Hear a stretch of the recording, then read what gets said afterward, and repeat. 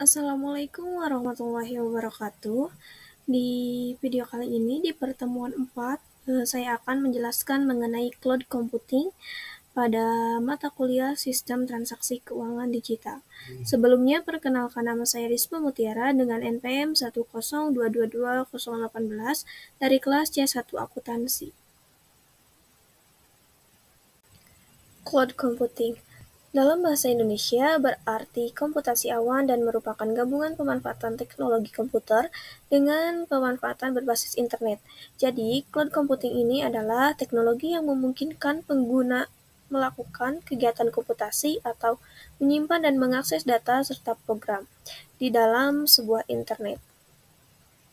Adapun kelebihan dan kekurangan cloud computing, kelebihannya yaitu kapasitas penyimpanan yang hampir tidak terbatas, lokasi dan format data yang terpusat atau terstandarisasi memungkinkan portabilitas aplikasi dan data yang tinggi, sedikit biaya awal dan pemeliharaan. Adapun kekurangannya yaitu kecepatan akses dibatasi oleh kecepatan akses internet, kurangnya keamanan dan keandalan, sedikit penyesuaian aplikasi yang tersedia. Syarat cloud computing yang pertama, layanan bersifat on-demand. Pengguna dapat berlangganan hanya yang dia butuhkan saja, dan membayar hanya untuk yang mereka gunakan saja. Misalkan sebuah internet service provider menyediakan 5 macam pilihan atau paket-paket internet, dan user hanya mengambil satu paket internet, maka user hanya membayar paket yang diambil saja. Yang kedua, layanan bersifat elastis atau scalable, di mana pengguna bisa menambah satu atau mengurangi jenis dan kapasitas layanan yang dia inginkan kapan saja, dan sistem selalu bisa mengakomodasi perubahan tersebut.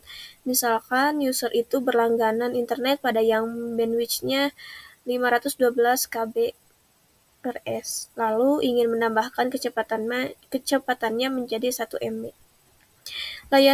Yang ketiga, layanan sepenuhnya dikelola oleh penyedia atau provider. Yang dibutuhkan untuk pengguna hanyalah komputer personal atau notebook ditambah koneksi internet. Selanjutnya ada jenis-jenis layanan cloud computing. Yang pertama, SaaS atau Software as a Service, layanan cloud berupa software untuk pelanggan yang disediakan oleh cloud provider. Contohnya, yang pertama layanan produktivitas seperti Office 365, Google Docs. Yang kedua layanan email. Yang ketiga layanan social network. Yang keempat layanan instant messaging. Yang kedua, PaaS atau Platform as a Service, yaitu layanan cloud berupa seperangkat platform yang merupakan gabungan dari database, file system, web server, network, dan peralatan lainnya. Contohnya seperti Amazon Web Service, Windows Azure, and Google App Engine. Yang ketiga, LaaS atau Infrastructure as a Service, yaitu layanan cloud berupa seperangkat infrastruktur IT yang berupa unit komputasi, storage, memory, network, dan sebagainya. Kita dapat mendefinisikan seberapa besar CPU, penyimpanan data, memori atau RAM, bandwidth, dan konfigurasi lainnya yang akan disewa. Contohnya Amazon EC2 atau selanjutnya ada Rackspace Cloud and Windows Azure. Selanjutnya, karakter cloud computing menurut NIST atau National Institute of Standards and Technology. Yang pertama, resource pooling atau layanan cloud harus tersedia secara terpusat dan dapat membagi resource atau sumber daya secara efisien sehingga dapat dimanfaatkan secara maksimal. Selanjutnya ada on-demand self-service, yaitu layanan cloud harus dapat dimanfaatkan pengguna melalui mekanisme swalayan atau otomatis dan langsung tersedia saat dibutuhkan segera. Selanjutnya ada broad network access, atau layanan cloud harus dapat diakses dari mana saja, kapan saja, dengan alat apapun, selama kita terhubung dengan jaringan internet seperti smartphone, PC, laptop, tablet, dan sebagainya. Selanjutnya ada rapid elasticity atau layanan cloud harus dapat menaikkan atau menurunkan kapasitas layanan sesuai kebutuhan pengguna. Contohnya seperti Saat sebuah perusahaan ingin meningkatkan jumlah storage, bisa dengan cepat dilayani. Dan yang terakhir ada measured service atau layanan cloud harus menyediakan layanan pengukur sumber daya yang dipakai secara detail, sebab nantinya akan diperlukan dalam proses pembayaran. Misalnya ukuran bandwidth, storage proses, dan jumlah pengguna aktif, dan sebagainya. Adapun pengelompokan cloud computing, yang pertama public cloud atau layanan cloud computing yang disediakan untuk masyarakat umum. Yang kedua private cloud atau layanan cloud computing yang disediakan untuk memenuhi kebutuhan internal dari organisasi atau perusahaan. Yang ketiga ada hybrid cloud atau gabungan dari public and private cloud yang diimplementasikan oleh suatu organisasi atau perusahaan. Dan yang terakhir community cloud atau layanan cloud yang dibangun secara eksklusif untuk komunitas tertentu dan penggunanya berasal dari organisasi yang memiliki perhatian yang sama atas suatu hal. Selanjutnya mengenai komponen cloud computing. Yang pertama ada cloud clients, yaitu seperangkat komputer atau software yang didesain secara khusus untuk pengguna layanan berbasis cloud computing. Yang kedua ada cloud service atau produk atau layanan atau solusi yang dipakai dan disampaikan secara real time melalui media internet. Yang ketiga cloud application, yaitu memanfaatkan cloud computing dalam hal arsitektur software sehingga user tidak perlu menginstal dan menjalankan aplikasi di komputernya.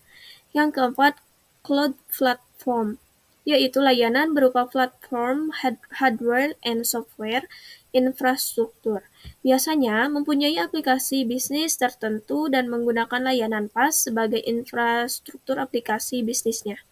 Yang kelima, cloud storage atau proses penyimpanan data sebagai sebuah layanan. Dan yang keenam ada cloud infrastruktur atau infrastruktur komputasi sebagai sebuah layanan.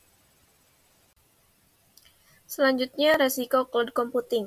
Yang pertama ada service level atau cloud provider mungkin tidak akan konsisten dengan performance dari application atau transaksi.